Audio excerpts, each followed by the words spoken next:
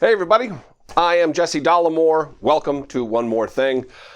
Listen, today I want to talk about, obviously, everybody's in the know that Donald Trump was acquitted. He was let off the hook by the United States Senate. 4 key Republicans that we need to focus on, I've already talked about. That would be Susan Collins of Maine, Cory Gardner of Colorado, Martha McSally of Arizona, and then, of course, the 4th being Thom Tillis of North Carolina. If you live in any one of those states, you have a senator who voted to let Donald Trump off for his clear crimes against the state, his clear dereliction of duty and plot to interfere in the 2020 election, trying to get an upper hand to get reelected, cheating, using taxpayer dollars as a bargaining chip to get a foreign leader to aid him in his reelection in investigating a United States citizen, rather than going to the FBI or the Department of Justice or some other entity within the United States. He went to a foreign government to do dirty work.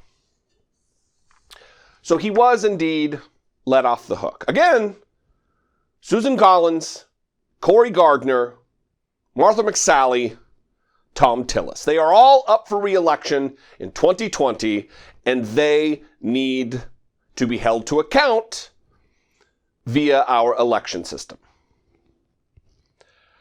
Now, as I think anybody with a brain who's witnessed Donald Trump for even 15 minutes should have expected, he immediately took to Twitter and gloated, sharing this video, this insanely undemocratic video of him declaring himself some kind of a leader in perpetuity in the United States.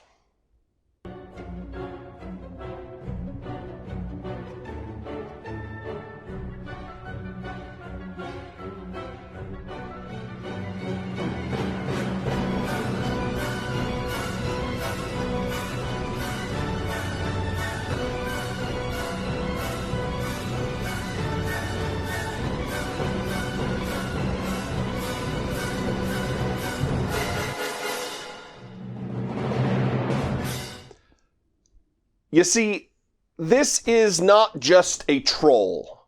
This is not just owning the libs to make people nervous.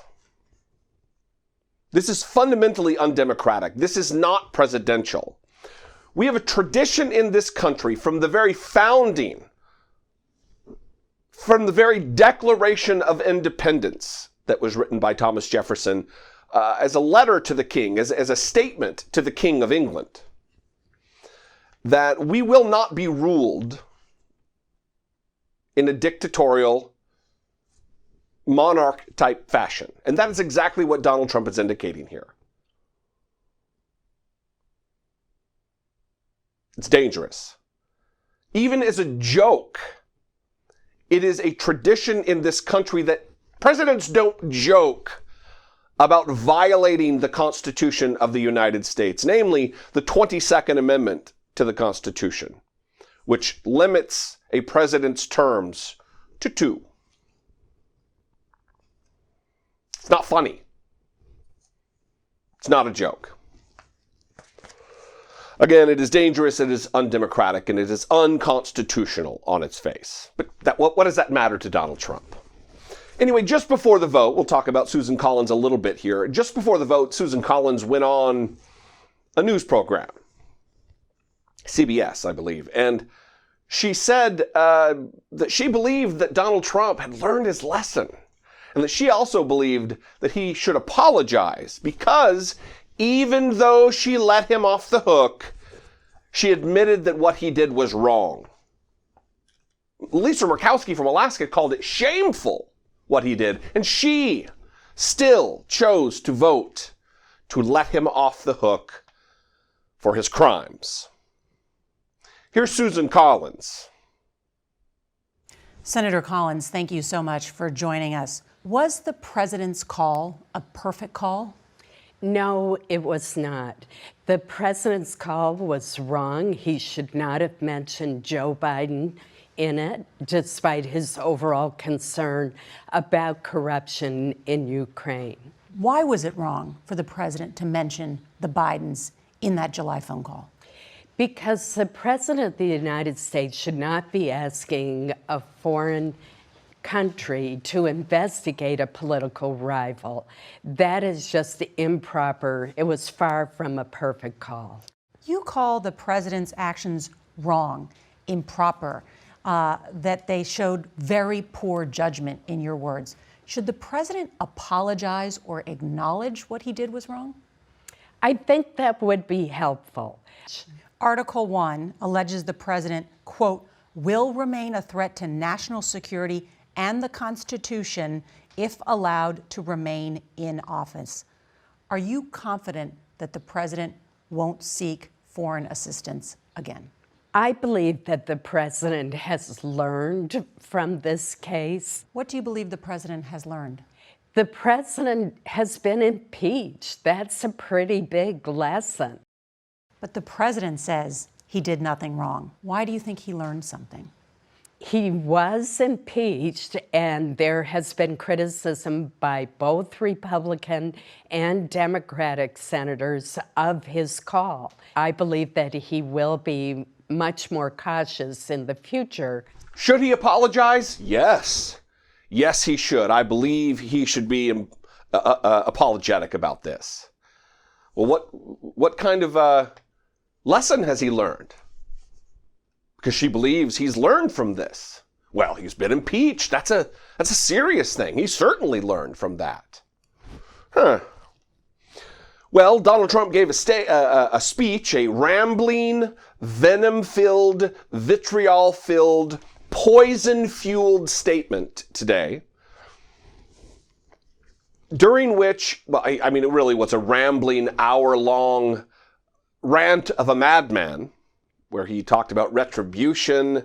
He named both Republican opponents, Mitt Romney namely, but also James Comey. He called the FBI scum.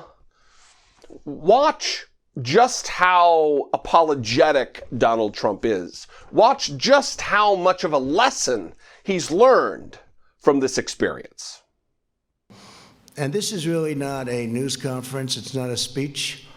It's not anything. It's just we're sort of, it's a celebration because we have something that just worked out. I mean, it worked out. We went through hell unfairly, did nothing wrong, did nothing wrong.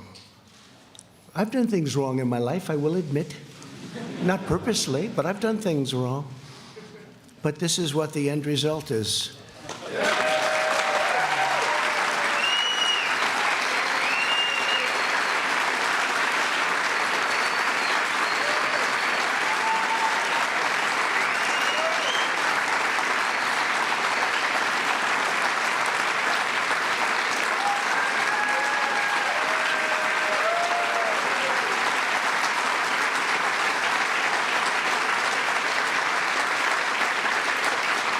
So, you could take that home, honey. Maybe we'll frame it. Well, first of all, what a great idea. What a fabulous idea to frame a newspaper commemorating an occasion during the impeachment, only the third time in our nation's history that this has happened.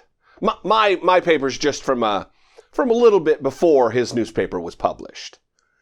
This cannot be taken away. Donald Trump was impeached. Andrew Johnson, Bill Clinton, and now Donald Trump. So, good idea, Donnie boy. As far as this not really being a news conference, what did he say? He said, and this is really not a news conference. It's not a speech. It's not anything. It's just it's a celebration because we have something that just worked out. Still claiming that he did nothing wrong. still asking us to read from the transcript summary. He never says that, but the transcript summary of his call with the Ukrainian president, which he still thinks is a perfect call. Nothing was done wrong. It was a great call. Well, let's do that once again, shall we? Reading from the White House's version of that transcript call, President Zelensky says, "I would also like to thank you for your great support in the area of defense. We are ready to continue to cooperate for the next step. Specifically, we are almost ready to buy more javelins from the United States for defense purposes." To which Donald Trump replies, immediately after that sentence ends, "We are almost ready to buy more javelins from the United States for defense purposes." And Donald Trump says, "I would like you to do us a favor, though." Not a perfect call. And all of the subsequent evidence through witnesses in the House indicated such. This was a disgusting moment in the history, the legacy of the presidency of the United States, and also in our country, for the fact that the United States Senate, with the exception of Mitt Romney from Utah, let him off the hook. Many admitting that what he did was wrong. Knowing what is contained in this transcript, knowing the things that we know, they still chose. Donald Trump didn't learn a lesson here. This was not a corrective experience. This is a sad day.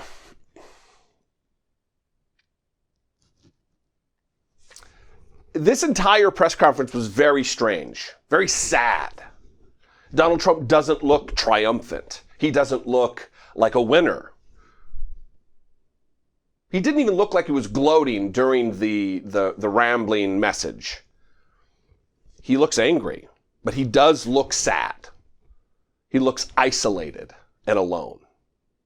He also looked like he's plotting revenge. Listen to this, where he indicates, and he did it several times throughout, but this is the main time, where he's indicating that there are going to be there's going to be retribution. There's going to be investigations. He's going to try to punish his political opponents using the weight and the width and the breadth and the power of the United States Justice Department with Bill Barr at the head. Listen to him talk about it. If I won, they were going to do exactly what they did to us. They were going to try and overthrow the government of the United States, a duly elected president. And if I didn't fire James Comey, we would have never found this stuff. Because when I fired that sleazebag, all hell broke out. They were ratting on each other. They were running for the hills. Let's see what happens. Let's see what happens. It's in the hands of some very talented people. We're going to have to see what happens. Yeah. Listen, if Donald Trump doesn't think he did anything wrong, then how can we expect any kind of different behavior in the future?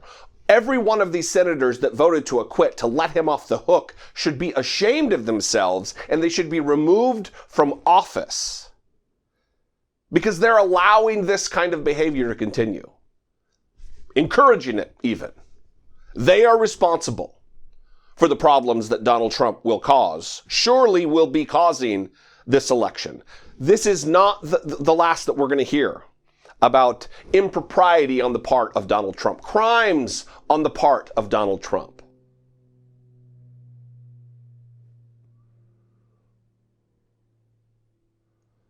Dirty tricks on the part of Donald Trump. Anyway, that is it for today. I would love to hear from you. If you have questions, if you have comments, if you have concerns. I get a lot of love in the voicemails and in the emails, and I really, really appreciate it. I'm glad that I do bring some value at all to anyone at all, and it's a blessing to be able to have the platform that we together have built here. So thank you very much. But I'd love to hear from you.